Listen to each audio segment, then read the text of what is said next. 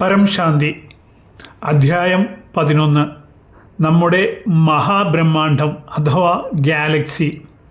നമ്മുടെ മഹാബ്രഹ്മാണ്ഡമായ ഗാലക്സിയിലാണല്ലോ നമ്മുടെ ബ്രഹ്മാണ്ഡമായ solar system സ്ഥിതി ചെയ്യുന്നത്. അതിൻ്റെ ആകൃതി സ്പൈറൽ ആണെന്നും നമുക്കറിയാം.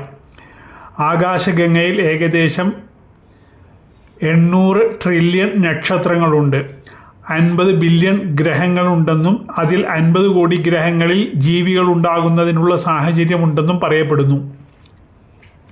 നമ്മുടെ സൗരമണ്ഡലം ഗാലക്സിയുടെ പുറം ലെയറിൽ സ്ഥിതി ചെയ്യുന്നു. ഗാലക്സിയുടെ സെൻട്രൽ പോയിന്റ് കേന്ദ്രമാക്കി കറങ്ങിക്കൊണ്ടിരിക്കുകയും ചെയ്യുന്നു.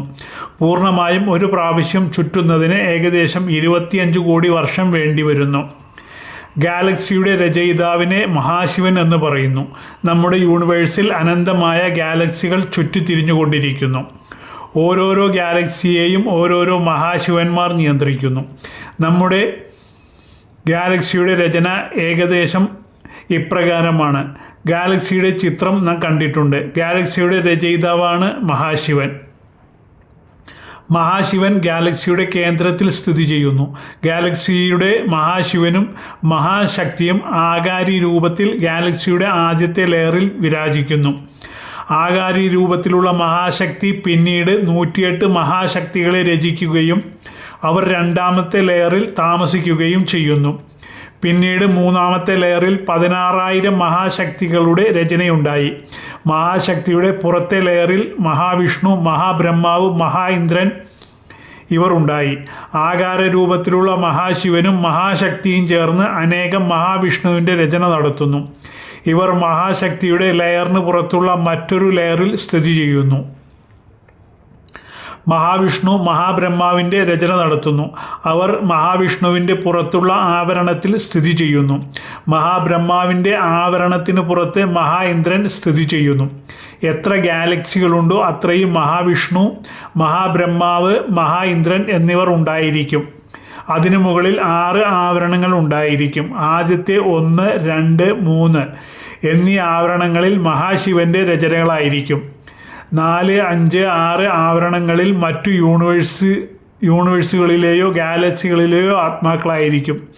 മഹാബ്രഹ്മാണ്ഡത്തിലെ കേന്ദ്രത്തിലാണ് മഹാബ്രഹ്മാണ്ഡത്തിൻ്റെ പരംധാമം. അവിടെ പരംപ്രകാശമാണ്. അതിൻ്റെ പുറത്തെ ലെയർ പരം തത്വത്തിൻ്റെതായിരിക്കും. അവിടെയാണ് മഹാബ്രഹ്മാവും മഹാ ഇന്ദ്രനും. പുറത്തെ 6 ലെയറുകളിൽ പരം തത്വമായിരിക്കും. ഗാലക്സിയുടെ ഉള്ളിൻ്റെ ഉള്ളിൽ 3 തരത്തിലുള്ള സൃഷ്ടികളാണുള്ളത്: നിരാകാരി, ആകാരി, സാകാരി. സാകാരി സൃഷ്ടി നമ്മുടെ ബ്രഹ്മാണ്ഡങ്ങളിലെ ഗ്രഹങ്ങളിലാണ്. ബ്രഹ്മാണ്ഡത്തിനുള്ളിൽ 3 സൂക്ഷ്മ തത്വങ്ങളാണുള്ളത്: ആകാശം, വായു, അഗ്നി.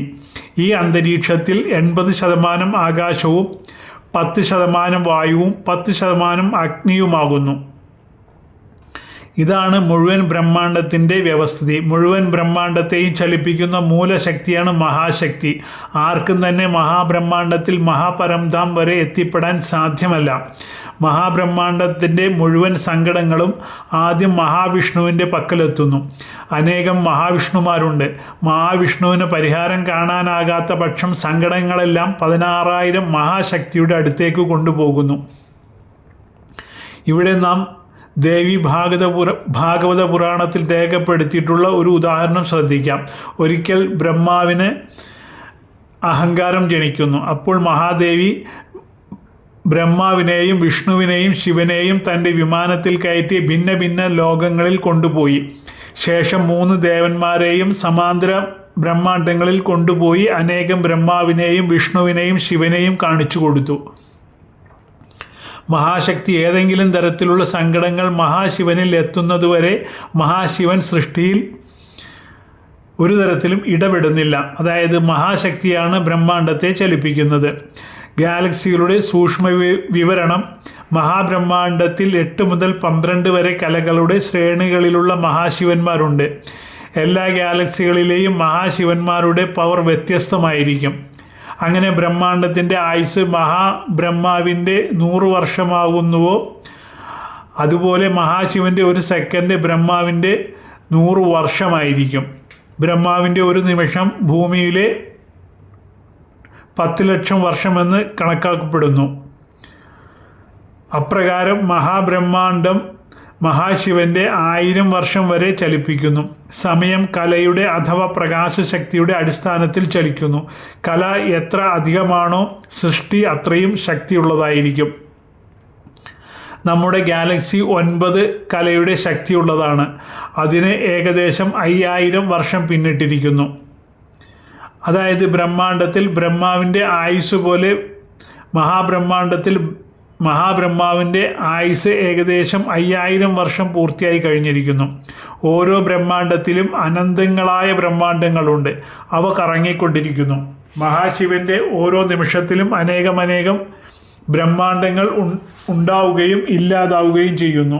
ഓരോ ബ്രഹ്മാണ്ഡങ്ങളും വിവിധ രീതിയിൽ രചിക്കപ്പെട്ടിട്ടുള്ളതാണ്.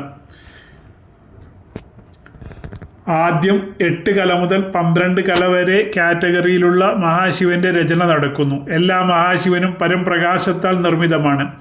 പ്രകാശത്തിന് മുകളിൽ മൈറ്റ് അഥവാ ശക്തിയുടെ കവചമുണ്ടാകുന്നു.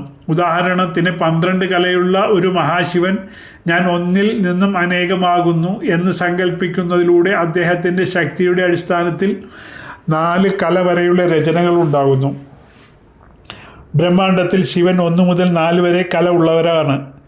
രചയിതാവ് എത്ര ശക്തിശാലിയാണോ രചനയും അത്രമാത്രം ശക്തിശാലിയായിരിക്കും. നിരാകാരി മഹാശിവൻ നിരാകാരിയിൽ നിന്നും ആകാരി രൂപം ധരിക്കുന്നു. ആകാരി മഹാശിവൻ തന്നിൽ നിന്നും മഹാശക്തിയെ രചിക്കുന്നു. പിന്നീട് വിഷ്ണു മഹാബ്രഹ്മാവിനെ രചിക്കുന്നു. മുമ്പും ഇതിനെക്കുറിച്ച് പറഞ്ഞിട്ടുണ്ടല്ലോ. എല്ലാവരും വേറെ വേറെ ആവരണത്തിൽ വിരാജിക്കുന്നു. മഹാബ്രഹ്മാണ്ഡത്തിൻ്റെ സംരക്ഷണത്തിന് വേണ്ടി മഹാശക്തി സ്വയത്തിൽ നിന്നും 108, 16000 എന്നീ മഹാശക്തികളെ പുറത്തെടുക്കുന്നു. അവരാണ് ബ്രഹ്മാണ്ഡത്തെ നിയന്ത്രിക്കുന്നത്. മറ്റൊരു പ്രകാരത്തിലുള്ള മഹാബ്രഹ്മാണ്ഡം, മറ്റൊരു രൂപത്തിലുള്ള മഹാബ്രഹ്മാണ്ഡ രചനയും നടക്കുന്നു. നിരാകാരി മഹാശിവൻ ആകാരിയാകുന്നു. ആകാരി മഹാശിവൻ തന്നിൽ നിന്നും മഹാശക്തിയെ പുറത്തെടുക്കുന്നു. ആകാരി മഹാശിവനും ആകാരി മഹാശക്തിയും ചേർന്ന് മഹാവിഷ്ണുവിനെ രചിക്കുന്നു. ആകാരി മഹാവിഷ്ണു അനേകം ആകാരി മഹാബ്രഹ്മാവിനെ രചിക്കുന്നു.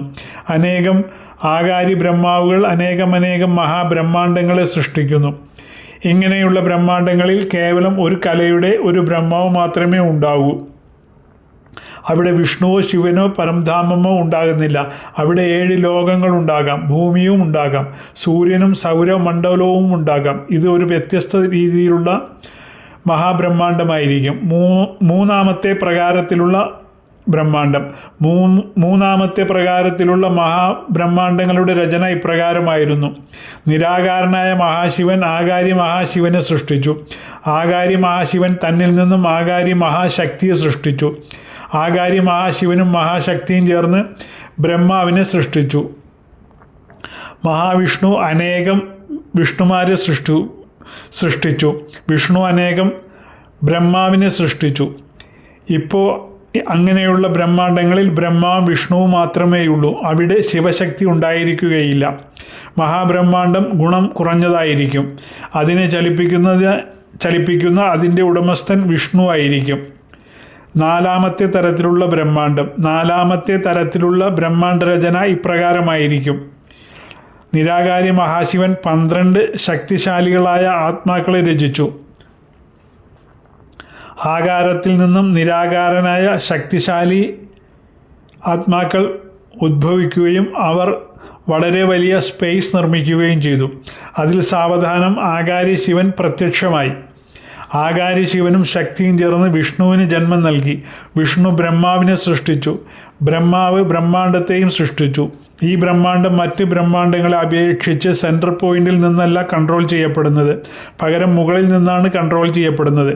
മഹാബ്രഹ്മാണ്ഡത്തെ സുരക്ഷിതമാക്കുന്നതിന് വേണ്ടി അതിനു ചുറ്റും സ്പേസ് സൃഷ്ടിക്കുന്നു. ഉദാഹരണത്തിന് നമ്മുടെ ഗാലക്സി ഗോളാകൃതിയിലാണ്. 1,00,000 പ്രകാശവർഷം വ്യാപ്തിയുള്ള ഗാലക്സിയാണെങ്കിൽ അത്രയും വ്യാപ്തിയിൽ 8 കലയുടെ പരംപ്രകാശത്തിൻ്റെ ആവരണം അതിനെ പൊതിഞ്ഞു നിൽക്കുന്നു. ഗാലക്സിയുടെ ചുറ്റിനും ആൻറ്റി ഗ്രാവിറ്റി പ്രകടമായിരിക്കും. അതുകൊണ്ട് മറ്റ് ഗാലക്സികളിൽ നിന്നും അത് സുരക്ഷിതമായിരിക്കും. വ്യത്യസ്ത തരം പ്രകാശത്താൽ അനേകം ഗാലക്സികൾ നിർമ്മിക്കപ്പെട്ടിരിക്കുന്നു. എന്നാൽ ഇവിടെ വളരെ കുറഞ്ഞ രീതിയിൽ മാത്രമേ വിവരിക്കാൻ കഴിഞ്ഞിട്ടുള്ളൂ. കൂടുതൽ അറിയാൻ ഞങ്ങളുടെ യൂട്യൂബ് ചാനലുകൾ കാണുക.